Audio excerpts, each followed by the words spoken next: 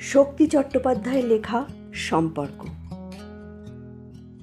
সম্পর্কের বাজারে পৌঁছে পা দুটো হঠাৎ থেমে গেল। সম্পর্ক বিক্রি হচ্ছিল ওখানে খোলা বাজারে। আমি কাঁপতে কাঁপতে জিজ্ঞেস করলাম, কি দামে বেচছো ভাই এই সম্পর্কগুলো? দোকানদার জিজ্ঞেস করলো, কোন সম্পর্কটা বানাতে চান আপনি? ছেলের না বাবার, বোনের না ভাইয়ের? বলুন, আপনি কোনটা চান?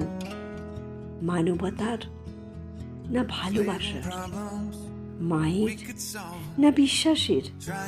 বাবুজি, কিছু তো বলুন, আপনি কোনটা চান? চুপচাপ দাঁড়িয়ে কেন? ঠিক ভেবে বলুন। ভয়ে ভয়ে বললাম, বন্ধুর। দোকানদার ভিজে চোখে বলল, দুনিয়াটা এই সম্পর্কেই তো টিকে আছে বাবুজি।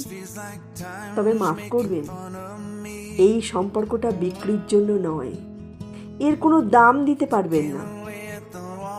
আর যেদিন এটাও বিক্রি হয়ে যাবে, সেদিন দুনিয়াটা উজাড় হয়ে যাবে।